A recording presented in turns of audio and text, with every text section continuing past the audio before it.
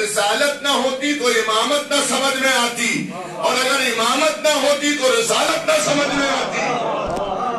جب دونوں کو انسان سمجھے گا تب الوہیت سمجھ میں آئے گی۔ ایک اور صلوات بھیج دیجئے محمد و آل محمد۔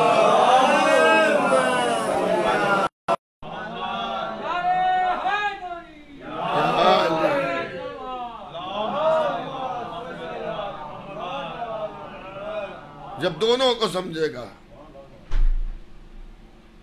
تب امامت اور رسالت کو جب سمجھ لے گا تب اس کی سمجھ میں آئے گا کہ الوہیت کیا ہے۔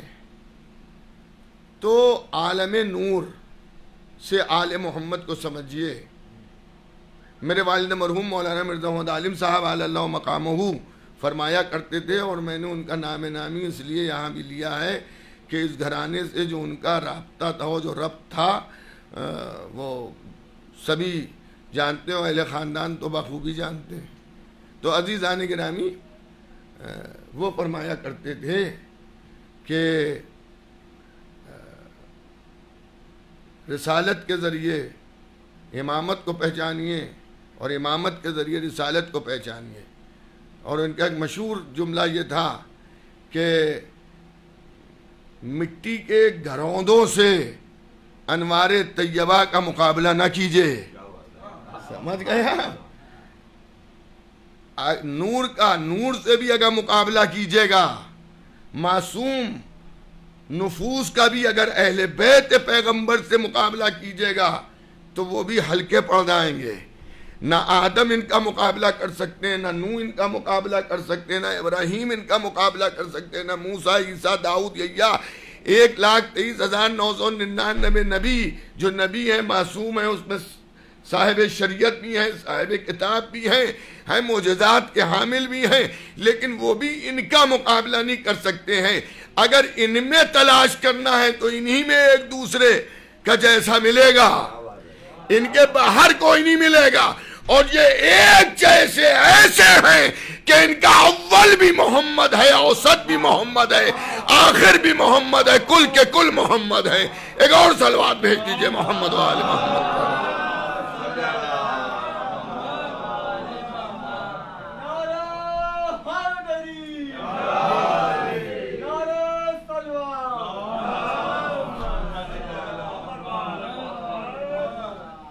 تو جو حضرات بعد میں تشریف لا رہے ہیں، میں ان کے لیے عرض کر دوں کہ اس خمسے کا جو عنوان ہے وہ ہے خاندان بنی ہاشم و خاندان بنی امیہ، تاکہ محبان اہل بیت کو اس کا علم رہے کہ جو لوگ آل رسول پر ظلم کر رہے تھے اور جن لوگوں نے مقابلہ کیا آل رسول کا، ان کے خاندانی حیثیت کیا ہے۔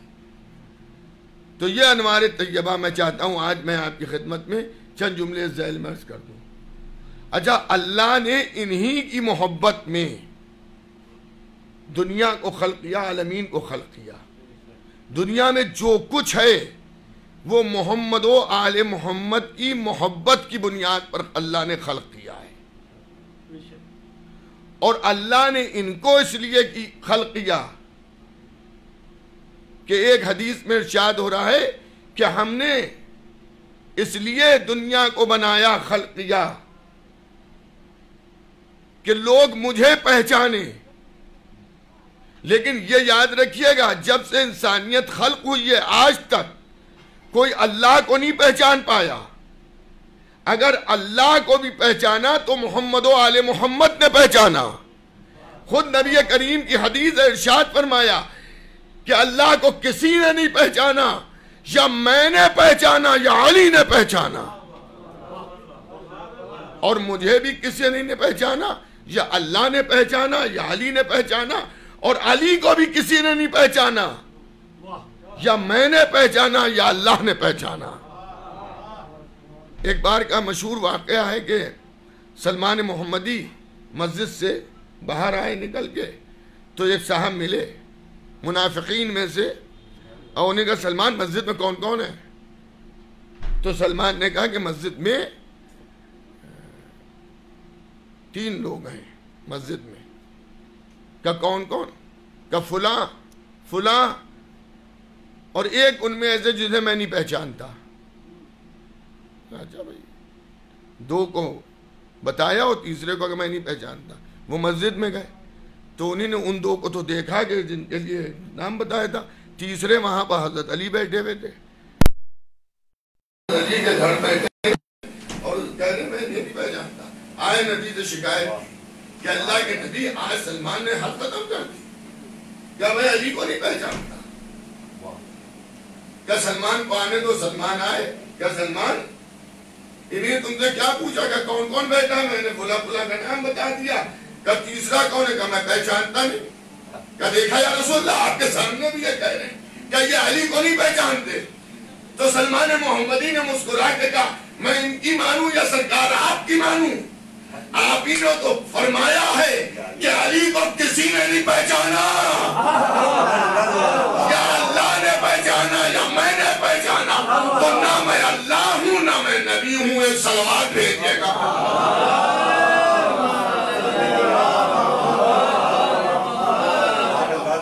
حضرات صلوات بھیجتے رہیے گا. لیکن میں نے ایک آدھ مجلس میں پڑھا بھی ہے, جب یہ مصیبت آئی جو چل رہی ہے تو اس کی بہت گائیڈ لائنز آئیں اور بہت چیزیں آئیں, مگر کہیں پر اس کا مشورہ کسی نے نہیں دیا کہ صلوات جب بھیجیے گا تو دھیرے سے بھیجیے گا.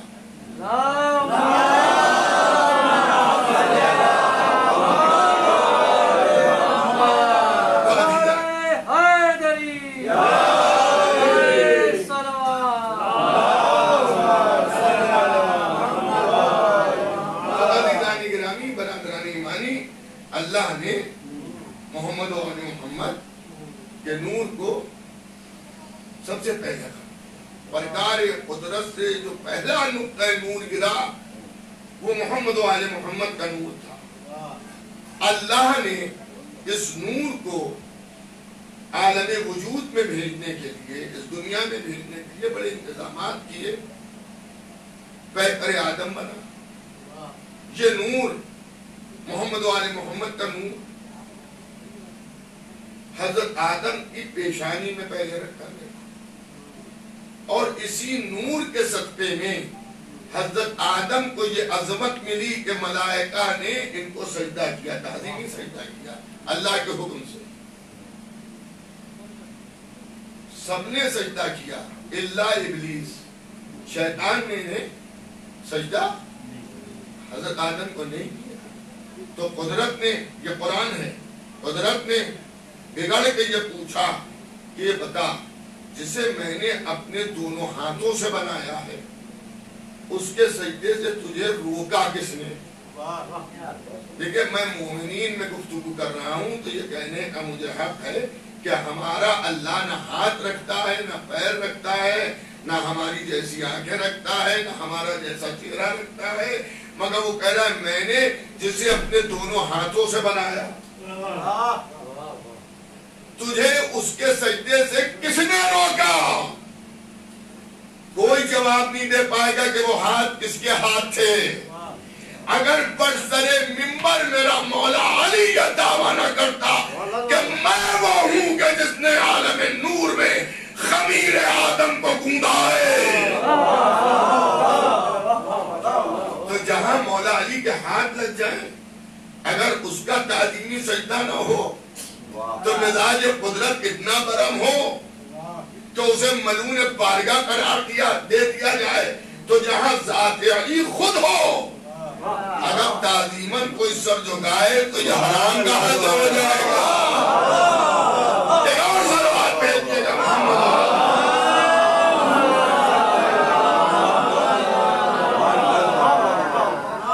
دیکھیے ہم میں سے بہت سے ایسے ہیں جو احتراماً امام بارگاہوں کے سامنے جب کربلا جاتے ہیں, نجف جاتے ہیں, ساکرہ جاتے ہیں, روتوں میں جاتے ہیں تو چوکٹ کو چومتے ہیں, سر جھکاتے ہیں. بعض افراد ان پر اعتراض کرتے ہیں کہ صاحب غیر اللہ کے علاوہ جو ہے اللہ کے علاوہ غیر اللہ کو سجدہ کرنا صحیح. اے بھائی آپ کسی کے دل میں تھوڑی بیٹھے, میں جو میرے ساتھ ہوا میں عرض کر رہا ہوں. میں نے ایک روزے میں گیا ہوں, میں نے وہاں دہلیز چومی تو ایک بزرگ عالم تھے وہ میرے پیچھے تھے. یہاں کا واقعہ نہیں, انڈیا کا نہیں. ایران کا واقعہ. تو انہیں نے میرے کاندھے پر ہاتھ رکھا, کیا تمہاری یہ صحیح نہیں ہے؟ میں نے کہا کیا آپ تھوڑی گفتگو ہے, مجھے پوری وہ نہیں عرض کرنا. میں نے کہا کیا آپ علم غیب سے واقف, دلوں کے حالات سے آپ واقف؟ تو انہوں نے مطلب کیا؟ میں نے کہا آپ نے مجھے یہاں سر جھکاتے دیکھا, مگر میں نے کیوں سر جھکایا اس سے آپ واقف ہیں؟ تو نے کہا نہیں میں اس سے واقف نہیں. تو میں نے کہا میں نے جو سر جھکایا ہے تو یہ بھی میں نے اللہ کا شکر کیا ہے کہ تم نے اس لائق بنایا کہ اس لائق ہوں میں میرا حضرت کے ساتھ سر جھکا رہا ہوں. تم نے اس لائق بنایا کہ میں یہاں سر جھکا رہا ہوں احترام میں. تو انہوں نے مجھے تبوس دیا اور پریشانی چونی, کیا بہت اچھا جواب تم نے پیش کیا. میں نے کہا یہ بھی سجدہ ہے اللہ ہی کا, جیسے آدم کا سجدہ آدم کو نہیں تھا, تھا اللہ ہی کو. تو اگر ہم کسی بارگاہ کے سامنے اپنے سر کو جھکائیں اور اس نیت سے کہ پروردگار تیرا شکر ہے کہ تو نے ہمیں ایسی ماں کی گود میں تربیت دی کہ جہاں ہمیں آل محمد کی محبت مل گئی, تو کوئی یہ عیب کی بات نہیں. ہمیں سے کوئی بھی مولا علی کو, امام حسین کو علیہ السلام کو, امام حسن علیہ السلام کو اللہ نہیں مانتا. کوئی شیعہ اشنا شری ہے, وہ ان میں سے کوئی بھی حضرت علی کو اللہ نہیں مانتا ہے. اور میں تو کہوں گا کہ کبھی یہ تصور بھی نہ لائیے گا کہ حضرت علی اللہ ہے, اس لیے کہ اللہ ہو کر مردوں کو جلانا یہ کوئی بڑی بات نہیں ہے. بندہ ہو کے ٹھوکر مارے اور مردہ سلام کرتا ہوا کھڑا ہو جائے, یہ تعجب کی بات ہے. تو ہم میں سے کوئی بھی مولا علی کو اللہ نہیں مانتے, نہ ہم مولا علی کو رسول اللہ مانتے. ہم میں سے کوئی ایسا نہیں ہے جو مولا علی کو رسول اللہ مانتا ہو. ہم رسول کا جانشین مانتے, مگر ہم اپنا جیسا نہیں مانتے. ہاں, اسے بھی عالم اسلام سمجھ لیں, نہ ہم اپنا جیسا مانتے ہیں نہ کسی کا جیسا مانتے ہیں. دیکھنے میں ان کے بھی دو ہاتھ ہیں, دو آنکھیں ہیں, دو کان ہیں, چہرہ ہے, جیسے ایک جسم انسانی ہوتا ہے ویسے ہے, مگر میرے ہاتھ میرے ہیں, میری زبان میری ہے, میری آنکھیں میری ہے, میرا چہرہ میرا ہے, میرا نفس میرا ہے. لیکن علی وہ ہیں جن کے ہاتھ ید اللہ ہے, چہرہ وجہ اللہ ہے, آنکھیں عین اللہ ہے, کان عذر اللہ ہے, زبان لسان اللہ ہے, سینہ جنب اللہ ہے, نفس نفس اللہ ہے, اور ان کا دشمن لعنت اللہ ہے. ہمارا دشمن ہے, مگر یہ ضروری نہیں ہے کہ ہمارا دشمن اللہ کا بھی دشمن ہو, وہ لعنت اللہ ہو. کیا بات ہے, سبحان اللہ, سبحان اللہ. لیکن ان کے دوست رحمت اللہ اور ان کے دشمن لعنت اللہ. اچھا صاحب, دیکھنے میں بھی یہ ہمارے جیسے ہیں, مگر وہ ہیں, ہم ہیں. ہماری آنکھیں کتنا دیکھ رہے ہیں. میں یہاں بیٹھا ہوں, چار دیواری کے اندر میرے سامنے جو لوگ ہیں میں ان کو دیکھ رہا ہوں. اسی گھر میں جو لوگ دیواروں کے پیچھے دوسرے کمروں میں بیٹھے ہیں, نہ میں دیکھ پا رہا ہوں نہ آپ دیکھ پا رہے. دیکھنے میں آنکھیں ان کی ہماری ایک جیسی ہیں, مگر ہم وہی دیکھتے ہیں جو ہمیں دکھ رہا ہے. لیکن یہ وہ ہیں کہ جب آگے جبرائیل ان سے سوال کرتے ہیں کہ یا علی اس وقت جبرائیل کہاں ہے, تو علی آسمان کی طرف دیکھتے ہیں, زمین کی طرف دیکھتے ہیں, سامنے دیکھتے ہیں, پیچھے دیکھتے ہیں, اس کے بعد کہتے ہیں تو ہی ہے جبرائیل. تو یا علی جانتے تو آپ تھے کہ میں ہوں جبرائیل, مگر یہ اوپر نیچے دہنے بائیں آگے پیچھے کیا دیکھ رہے تھے؟ کیا دیکھو میں اپنی وسعت نظر بتا رہا تھا. جب میں نے نظریں اٹھائی تو ساتوں آسمان میں تمام مخلوقات کو میں نے دیکھ لیا, اور جب میں نے زمین کی طرف نظر ڈالی تو زمین کا سینہ چاک کر کے میری نظریں زمین کی ہر مخلوق کو دیکھ رہی ہیں. مغرب کی طرف دیکھا تو سب دکھ گئے, مشرق کی طرف دیکھا سب دکھ گئے, شمال اور جنوب میں دیکھا سب دکھ گئے. جبرائیل جب تم کہیں نظر نہیں آئے تو میں نے کہا تم ہی تو سامنے کھڑے ہو, ایک اور دروازہ بھیجیے گا محمد.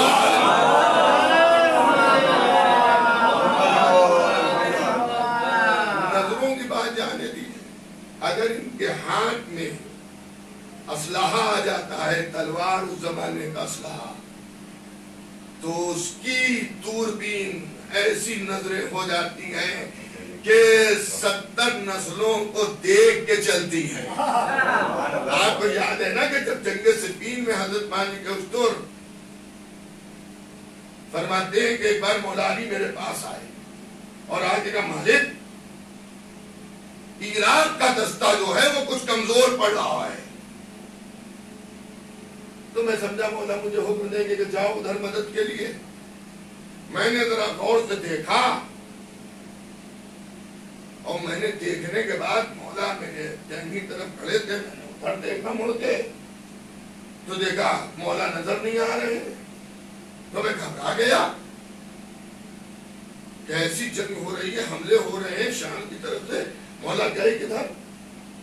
کہتے ہیں کہ میں کچھ بلند ہوا اور بلند ہونے کے بعد میں لشکر کی طرف دیکھنے لگا. علی تو مجھے نظر نہیں آئے, مگر مجھے ایک بجلی کونتی ہوئی نظر آئی جو کبھی میمنے بجا رہی ہے, کبھی میسرے بجا رہی ہے, کبھی قلب لشکر پر. میں سمجھ گیا یہی میرا مولا علی ہے. تو کہے میں نے بھی تلوار سوتی, میں بھی حملہ آور ہو گیا. ادھر سے مولا کہنے اللہ اکبر, ادھر سے میں کہہ رہا ہوں اللہ اکبر اللہ اکبر اللہ اکبر. نقشہ جنگ کچھ بدلا تو مولا نے کہا مالک واپس آ جاؤ. کہتے ہیں جب میں واپس آ گیا تو میں نے کہا کہ مولا آپ نے بلایا, میں آ گیا. اگر آپ تھوڑی دیر اور رک جاتے تو جتنے آپ نے قتل کیے اتنے میں قتل کر دیتا. حضرت نے پشت پر ہاتھ رکھا, کیا مالک میری برابری کر رہے ہو, کیا ایمان کے بعد کفر اختیار کرو گے؟ جبکہ مالک اشتر وہ ہیں کہ جن کے لیے مولا علی نے ارشاد فرمایا ہے مالک میرے لیے اسی طرح تھے جیسے میں نبی کے لیے, میرا دہنا بازو ہے, میرا بھائی ہے مالک. لیکن فرمایا کہ ایمان کے بعد کفر اختیار کر لو گے. کیا مولا مطلب کیا, کہا میری برابری کرو. مالک تمہارے سامنے جو آیا تم نے گاجر مولی کی طرح سے کاٹ دیا, لیکن میری تلوار سلبوں کو دیکھ کے چل رہی تھی.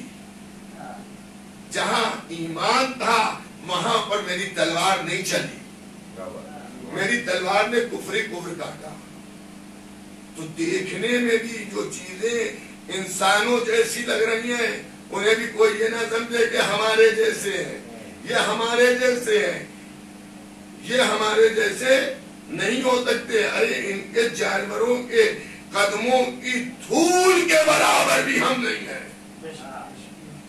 وہ ہیں, ہم ہیں. پیکر بشریت میں اللہ نے انہیں انسانی شکل و صورت کے ہماری ہدایت کے لیے بھیجا. یہ ہماری ہدایت کے لیے پیکر بشریت میں آئے. تو اللہ نے پاک و پاکیزہ سلبوں اور رحموں میں انہیں رکھا. تو حضرت آدم کی پیشانی میں رکھے تھے. بہت توجہ سنیے گا. حضرت آدم کی پیشانی میں جب یہ نور تھا, محمد و آل محمد کا نور حضرت آدم کی پیشانی میں تھا, تو آدم کا گزر جدھر سے ہوتا تھا ملائکہ حضرت آدم کو ٹکٹکی باندھ کے دیکھنے لگتے تھے. اگر آپ کہیں سے گزرے اور لوگ آپ کے چہرے کو بہت غور سے دیکھنے لگے تو آپ کو یہ سمجھ کیا بات ہے لوگ مجھے دیکھ رہے ہیں. حضرت آدم نے بھی اللہ سے پوچھا پروردگار جدھر سے جاتا ہوں ملائکہ میرے چہرے کو دیکھتے ہیں, میرے چہرے میں کیا ہے؟ کہ آدم وہ تمہیں نہیں دیکھتے, تمہاری پیشانی میں جو محمد و آل محمد کا نور ہے ملائکہ اسے دیکھتے اور دیکھ کے ثواب حاصل کرتے. تو انہوں نے فرمایا پروردگار یہ کیا اندھیر، نور میری پیشانی میں، سب دیکھ کے اجر و ثواب حاصل کرے اور میں خود اسے نہیں دیکھ پا رہا. تو آواز قدرت آدم، اپنا دہنا ہاتھ اپنی پیشانی پر رکھو. حضرت آدم نے دہنا ہاتھ پیشانی پر رکھا، نور ہاتھ کی ہتھیلی میں منتقل ہوا. جب منتقل ہوا تو آدم کا دستور یہ تھا کہ جب خود عبادت کرنا چاہتے تھے تو پنجے کو خود دیکھتے تھے، جب ملائکہ فرمائش کرتے تھے تو ملائکہ کی طرف وہ پنجہ اٹھا دیتے تھے. ہائے ہائے آپ نہیں سمجھے. دیکھیں ہمارے ہاں جو کچھ بھی عزاداری میں ہے اس کے پیچھے کوئی نہ کوئی، یہاں بھی علم مبارک سجے ہوئے ہیں. یہاں بھی آپ دیکھیں تو علم میں ایک چھوٹا سا پنجہ بھی بنا ہوتا ہے. اب اسے پنجے کو اٹھانا، پنجے کو دکھانا کوئی بدعت یا کفر نہیں ہے، سیرت آدم ہے. آدم نے جنت میں پنجہ اٹھایا، ہم جنتی دنیا میں پنجے کی زیارت کراتے ہیں. ایک صلوات بھیجیے گا محمد.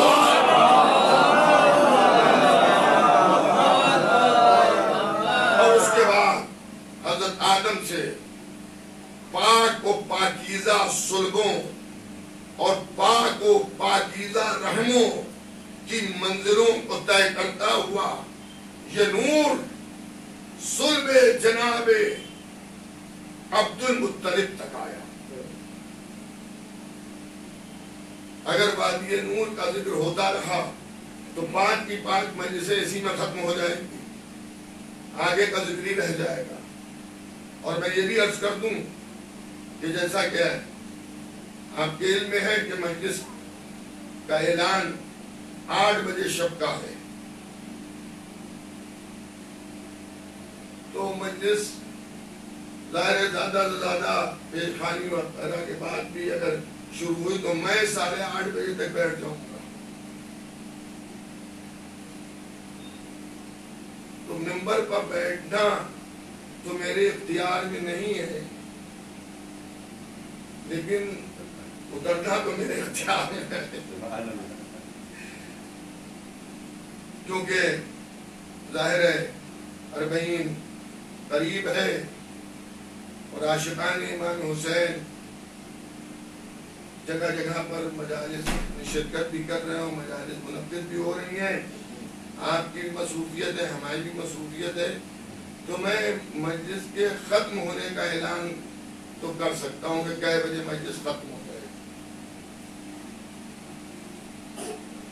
جبکہ ختم مجلس کا اعلان کرنے میں ایک نقصان یہ ضرور رہتا ہے کہ بعض افراد اپنے مصروفیت کی بنیاد پر زیادہ دیر نہیں بیٹھ پاتے ہیں مجلس میں. اب میں اور اس سے زیادہ حسن زن رکھنا چاہیے، اس لیے میں جنسات کر رہا ہوں. تو وہ چاہتے ہیں بس 5 منٹ کی مل جائے وہی کافی ہے. ٹھیک ہے، میں یہ کہتا ہوں کہ مجلس میں شرکت ضرور کیجئے، چاہے 5 ہی منٹ کی مجلس میں آپ شریک کیوں ہو، لیکن شریک ضرور ہوئیے. کہیں پہ بھی آپ کو بلایا جائے تو بلاؤ، وقت نہیں ہے، 5-7 منٹ کا وقت ہے، 5-7 منٹ شریک ہو. جو کل میرا شیڈول بہت ہی زیادہ جو ہے وہ ٹائٹ ہے، تو اس لیے کل کی ختم مجلس کا تو میں اعلان کر ہی دوں آپ کی خدمت میں کہ 9:10 یا 9:15 زیادہ سے زیادہ، اس کے اوپر آپ کو بھی جانا ہوگا صحیح بھائی کیا ہوگا مجلس میں. تو کل آپ حضرات سے گزارش ہے کہ پابندی وقت کا لحاظ رکھیں، کیونکہ اس سال دیکھیے ہم لوگوں نے تو خوب آن لائن مجلسیں پڑھی. ہم اس سے اگر کوئی کہے پوچھے کہ محرم کا معجزہ کیا ہے تو محرم کا معجزہ میں خود بتاؤں گا کہ کیا ہے. میں بغیر میچ کے، اور اگر مومنین نہ ہو تو پڑھی نہیں جاتی تھی مجلس. لیکن اس سال ایسے میں نے 3 اشرے پڑھے کہ جس میں ہم تھے یا کیمرہ تھا، لیکن مجلس جس طرح سے اشرا اللہ میں پڑھتا تھا اسی طرح سے پڑھی. اور تو وہ ایک جذبہ اور محبت امام حسین نے پڑھوایا، تو میں اسے معجزہ سمجھتا ہوں. تو انشاءاللہ کل وقت کے اوپر مجلس شروع ہوگی، اور آپ حضرات سے گزارش ہے جب صاحب خانہ نے آپ کے لیے تمام انتظامات کر رکھے ہیں تو آپ کا وقت پہ آنا اور مجلس میں شریک ہونا جو ہے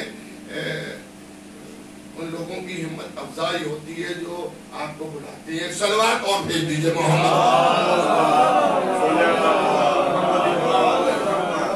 تو بہرحال کل کی ختم مجلس کا میں نے اعلان کر دیا ہے کہ 9:10 یا 9:15 تک مجلس جو ہے وہ ختم ہو جائے گی. اور آج کیونکہ دیر میں شروع ہوئی تھی اور اس کے بعد مجھے کوئی مجلس نہیں پڑھنا ہے, آج جو پڑھنا تھی وہ پڑھ چکا, لیکن امکان ہے یا آپ کو کسی مجلس میں شریک ہونا ہو تو اس کا مجھے لحاظ رہے گا. زیادہ دیر میں مجھے کچھ اپنی عرض کرنا ہے. تو پاک و پاکیزہ صلبوں اور رحموں کی منزل کو طے کرتا ہوا یہ نور, پوری توجہ رکھیے گا, صلب حضرت مطلب تک آیا. عبد المطلب صلب حضرت عبد المطلب میں جب یہ نور آیا ہے تو اب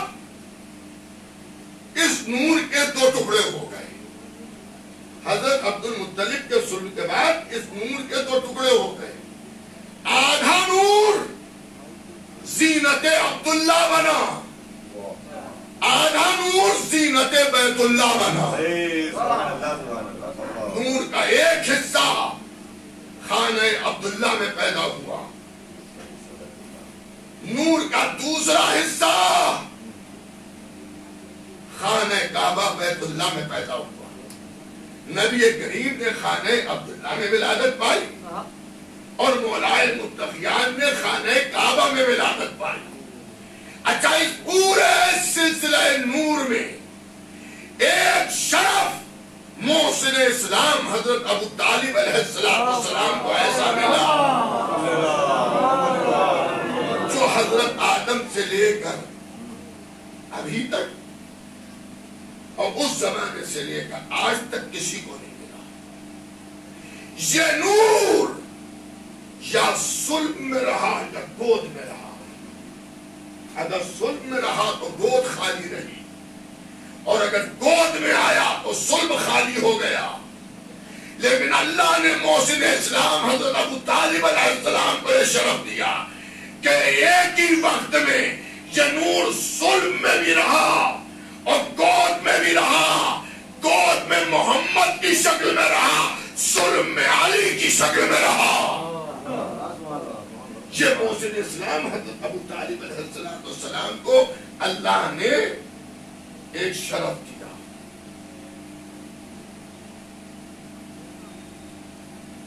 نبی تقریباً 30 سال ظاہری نظروں کے اعتبار سے, لیکن اسے بھی بحث کر دوں کہ ان کی ولادت اور شہادت کی تاریخیں ہیں.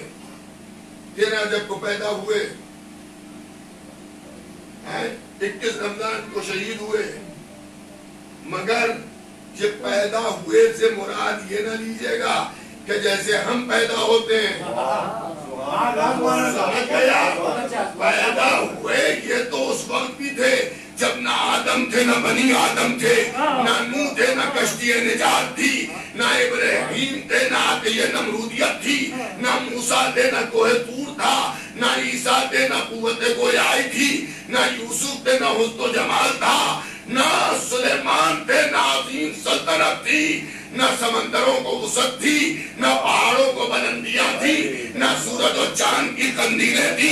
یہ کچھ نہیں تھا مگر علی بھی تھے, محمد بھی تھے. ایک اور صلوات بھیج دیجئے محمد. عزیزان گرامی, برادران ایمانی, محبان اہل بیت کے پیغمبر 13 رجب تو علی ابن ابی طالب علیہ السلام پیکر بشریت میں ہمارے نبی کی مدد کرنے کے لیے اس دنیا فانی میں تشریف لائے. خود معصومین کا ارشاد ہے, خود مولا نے فرمایا ہے, مولا علی نے, کہ میں نے ہر نبی کی مدد غیب سے کی, آخری نبی کی مدد ظاہر ہو کے کی. اب یہ بھی کچھ لوگوں کو کھل گیا اور انہوں نے کہا واہ صاحب واہ، جب ایک نبی کی ظاہر ہو کے مدد کر لی تو سبھی کی ظاہر ہو کے مدد کر لیتے. یہ بھی علی کا احسان ہے کہ 1,24,000 میں ایک نبی کی مدد ظاہر ہو کے کی. آپ نے دیکھا 1,24,000 نبیوں میں ایک نبی کی مدد اگر علی نے ظاہر ہو کے کی تو ایک فرقہ ایسا بھی بن گیا جو علی کو خدا کہنے لگا. تو اگر سب کی مدد ظاہر ہو کے کر لیتے تو بھی ساری دنیا خدا ہی کہہ رہی ہوتی. ایک اور ضلوات لیتی گا محمد و آل محمد.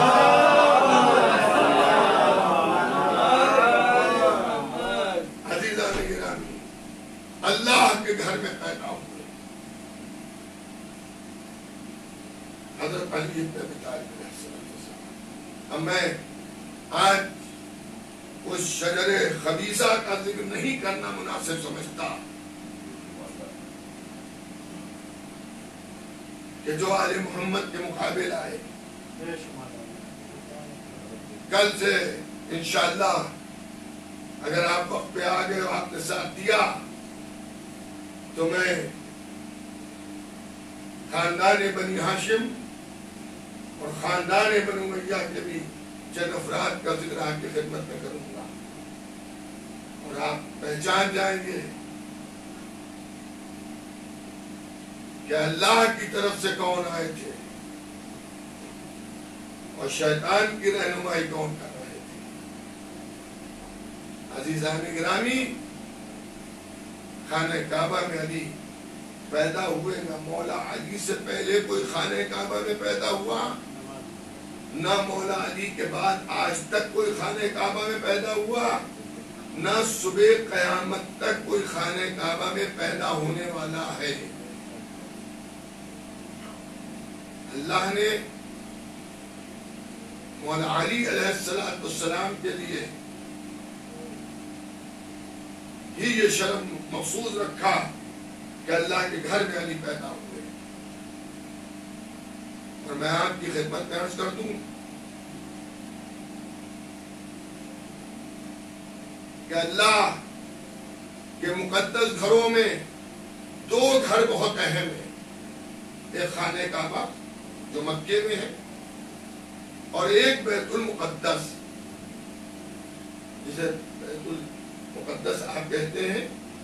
یہ بھی بڑا مقدس ہے اور یہ بھی آپ جانتے ہیں کہ رسول اسلام نے اسے قبلہ اول بھی کہا جاتا ہے. میں اپنے نوجوان بھائیوں کی خدمت درج کرنے کے لیے بیت المقدس جو ہے اسے قبلہ اول بھی کہا جاتا ہے. قبلہ اول کیوں کہا جاتا ہے؟ اس لیے کہ حضور سرور کائنات کے مبعوث ہونے کے بعد بھی نماز جو ہے وہ بیت المقدس کی طرف رخ کر کے پڑھی جاتی. جیسے ہم اور آپ خانہ کعبہ کی طرف منہ کر کے نماز پڑھتے ہیں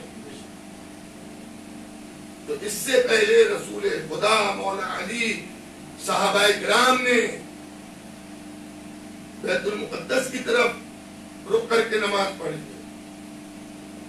جب آپ مدینے جائیں گے جو لوگ جا چکے ہیں وہ اس کی گواہی دیں گے کہ مسجد نبوی میں تو آپ جاتے ہی نماز پڑھتے ہیں.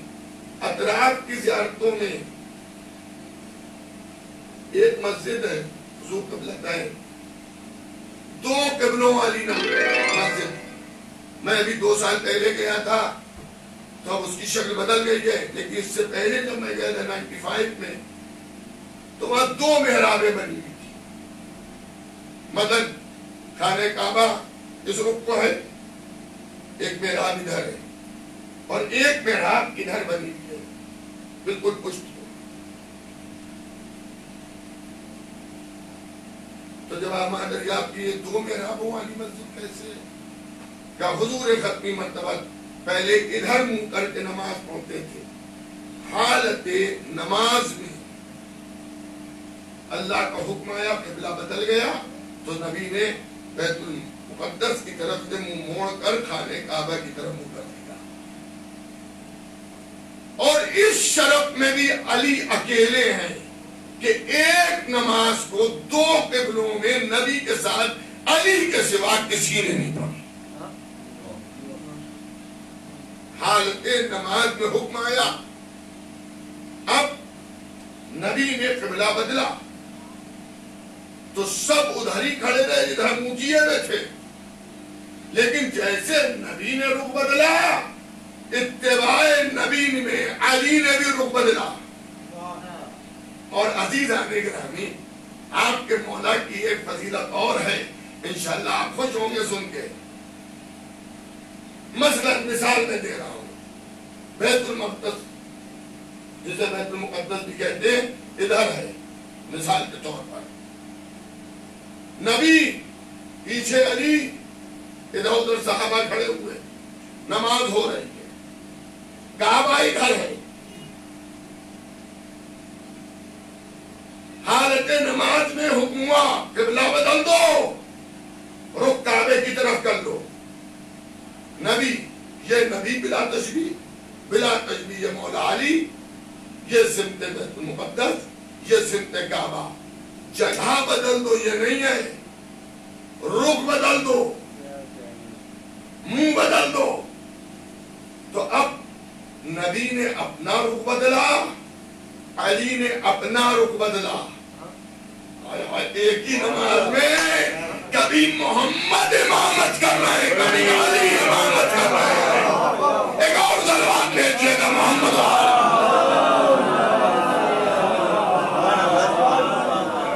میں اس سے بہتر سلوات بھیجیے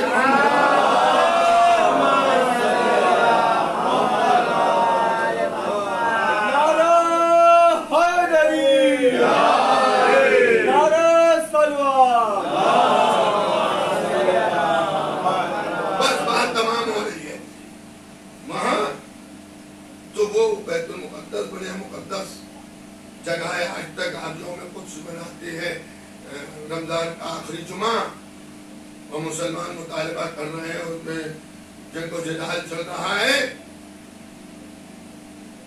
تو ایک بی بی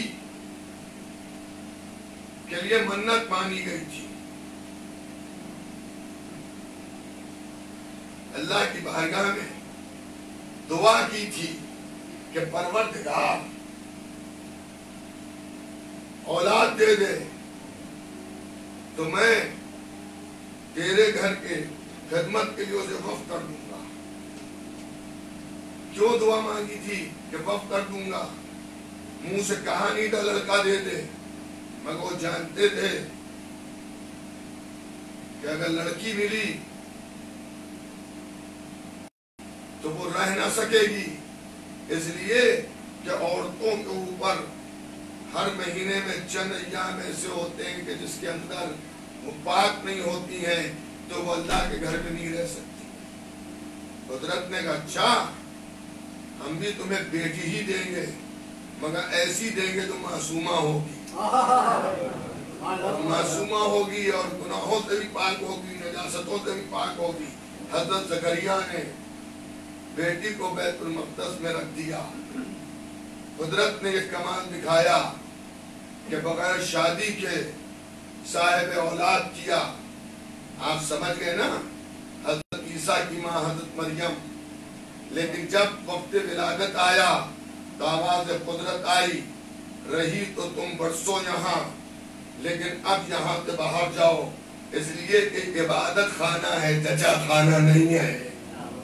اور اس کے بعد تعریف لکھتی ہے کہ وہ گھر سے باہر آئی بیت المقدس سے, اور آنے کے بعد ایک کھجور کے درخت کے نیچے حضرت عیسیٰ ظاہر ہوئے. اور پھر جو حالات ہوئے وہ مجھے ابھی نہیں عرض کرنا ہے, مطلب بات دور پکڑ جائے گی, لیکن اتنا ضرور کہنا پڑے گا عیسیٰ روح اللہ ہیں, صاحب شریعت ہیں, صاحب کتاب ہیں, ماں معصومہ ہے, لیکن وقت ولادت کہا گیا گھر سے باہر جائیے. لیکن ادھر فاطمہ بنت اسد ہیں, اپنے گھر سے خانہ کعبہ کی طرف آئیں. خانہ کعبہ میں قفل لگا ہے, دروازے کے قریب نہیں کھڑی ہوئی کہ کوئی کہیں یہ نہ کہہ دے کہ قفل کھلا ہوا تھا, در زنجیر الگ تھی, وہ ہوا چلی دروازہ کھل گیا. پشت کعبہ پر گئی اور بچے کی اہمیت کو اس طرح سے بیان کیا کہ جدار کعبہ پر ہاتھ رکھ کے کہا پروردگار تجھے اس بچے کا واسطہ جو میرے شکم میں ہے میری مشکل کو آسان کر دے. ابھی دعا تمام نہ ہوئی تھی کہ جدار کعبہ مسکرائی اور محسوس یہ ہوتا ہے کہ کوئی کہہ رہا تھا بی بی اندر تشریف لائیے. ورنہ اگر دیوار مسکرا دے تو عورت مرد بھاگ اٹھے. لیکن اگر کسی بھگوڑے کی ماں ہوتی تو بھاگ جاتی. حیدر کرار کی ماں تھی. خانہ کعبہ میں گئی اور پھر 3 دن کے بعد جب باہر نکلی ہیں تو علی ہاتھوں پر ہیں. اب عزیزان گرامی آپ سچ بتائیے کہ جس کی ولادت خانہ کعبہ کے اندر ہوئی وہ افضل یا جس کی ماں کو بیت المقدس سے باہر نکالا گیا وہ افضل؟ تو جب نبوت علی کا مقابلہ نہیں کر پا رہی ہیں تو جھنڈے والی عورتوں کی اولادیں کیا علی کا مقابلہ کریں گی؟ ایک اور ضربات لیجئے گا محمد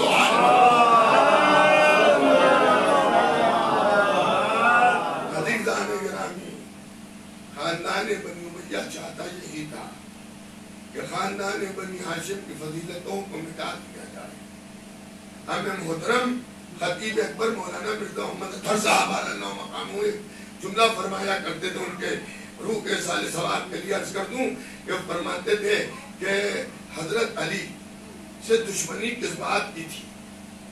حضرت نے کسی کا مال نہیں غصب کیا, کسی کو ستایا نہیں, کسی کا حق نہیں غصب کیا, لیکن دشمنی اتنی کیوں؟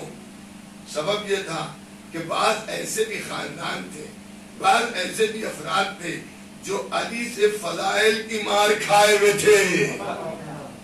حضرت کے فضائل دیکھ کے چل رہے تھے.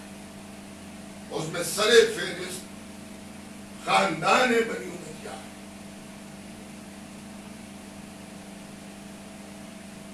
یزید کا خاندان. یہی وجہ ہے کہ جب سر امام حسین دربار یزید میں آیا ہے تو یزید کہہ رہا تھا کاش کو میرے بدر والے ہوتے تو کتنا خوش ہو رہے ہو. وہ قتل امام حسین کو اپنی کامیابی سمجھ رہا, لیکن اسے نہیں معلوم تھا کہ جس مظلوم کا خون چھپانے کی کوشش کی تھی وہ شفق کی سرخی بن کے نمودار. حسین بہن زینب کو یوں ہی اپنے ساتھ نہیں لائے, جانتے تھے کہ میری بہن میری قربانی کو عام کرے گی. آج ساری دنیا میں جو مجلس حسین کا سلسلہ جاری ہے یہ جناب زینب کبریٰ کا صدقہ ہے. عزاداروں, ساری دنیا میں یہ بھی ضروری نہیں ہے کہ جہاں شیعہ ہوں وہیں حسین حسین ہو رہا ہو. دنیا میں ایسے واقعات بھی سامنے آتے ہیں اور ایسے خبریں بھی آتی ہیں کہ ایک بھی شیعہ نہیں, لیکن محرم میں حسین حسین کی آوازیں آ رہی. یزید جس ذکر کو ختم کرنا چاہتا تھا آج ساری دنیا میں اس طرح سے پھیل گیا کہ نہ یہ ذکر ختم ہوا ہے نہ ختم ہونے والا. عزاداروں, مجلس امام حسین کا سلسلہ بھی بہت پرانا ہے. حضور ختمی مرتبت کے زمانے میں اس واقعے کو ترمذی نے بھی لکھا کہ وقت ولادت امام حسین پہلی مجلس شان سے ہوئی کہ جس میں جبرائیل مصائب پڑھ رہے ہیں, ذکر شہادت کر رہے ہیں, نبی کو بتا رہے ہیں کہ آپ کا نوازہ ذبح کیا جائے گا. نبی اپنے اہل بیت کو بتا رہے ہیں گھر میں کوہرام ہے, نبی کے جو صحابی گھر سے باہر کھڑے ہیں وہ بھی رو رہے ہیں، نبی کے گھر میں بھی ماتم ہے، جبکہ حسین ابھی سامنے ہے، گہوارے میں ہے۔ عزادار ہوں، جب نبی کی زندگی میں حسین پرویا جا رہا ہے، تو اگر بعد شہادت امام حسین ہم اور آپ امام حسین پروئیں تو اس میں کوئی تعجب کی بات نہیں ہے۔ اور کیوں نہ روئیں؟ اس لیے کہ میرے مولا نے کہا ہے کہ سجاد جب مدینے جانا تو میرے جانے والوں سے کہہ دینا مجھے رلا رلا کے مارا گیا۔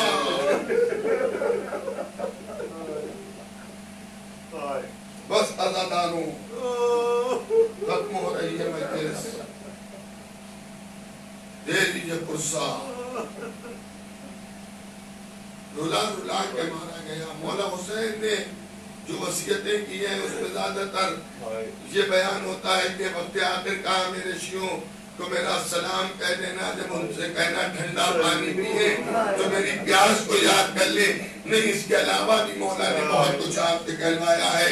فرماتے میرے چانے والوں سے کہہ دینا جب کسی غریب الوطن کے مرنے کی خبر سنے تو میری مصیبتوں کو یاد کر کر کے رو لے، اور جب میرے اوپر روئے تو اپنی آوازوں کو بلند کر کر کے روئے، اس لیے کہ مجھے رولا رولا کے مارا گیا۔ واہ حسین!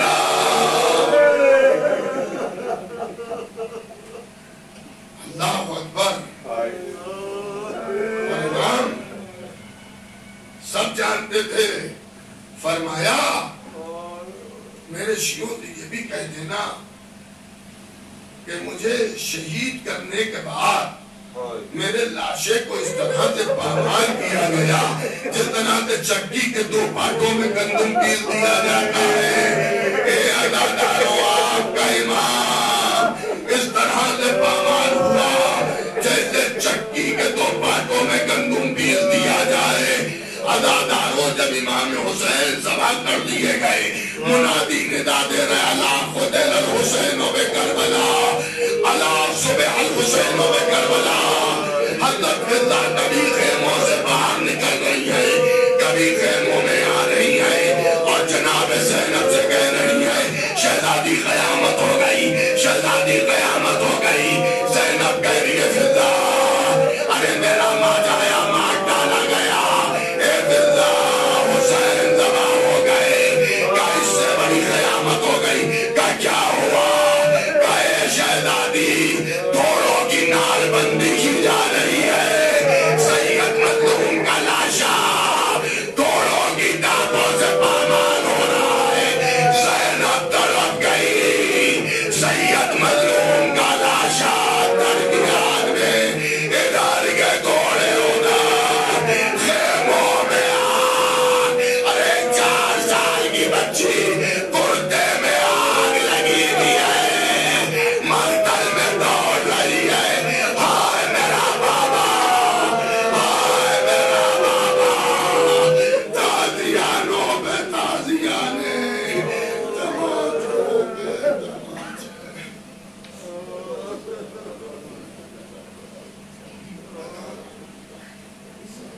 سيعلم الذين ظلموا أيّ منقلب ينقلبون إنا لله وإنا إليه راجعون۔ پروردگارا اس مجلس کی فضائل و مصائب مقبول فرما، پروردگارا اس گھر پر اپنا خاک نزول رحمت فرما، جملہ محبان امام حسین کی حفاظت فرما، جو لوگ بیمار ہیں انہیں صحت کاملہ عنایت فرما، ہم سب کے زمانے کے امام کے ظہور میں تعجیل فرما۔ حضرات پھر سے میں آپ کی خدمت میں گزارش کر دوں کہ انشاءاللہ کل میں ٹھیک 8:30 بجے بیٹھ جاؤں گا منبر پہ، اور 9:10 یا 9:15 پہ کل مجلس تمام ہو جائے گی۔ آپ حضرات سے گزارش ہے پابندی وقت کا خیال رکھتے ہوئے تشریف لے آئیں تاکہ آپ کو بھی سہولت رہے اور ہمیں بھی سہولت رہے۔ ایک اور بلند تر صلوات بھیجیے گا۔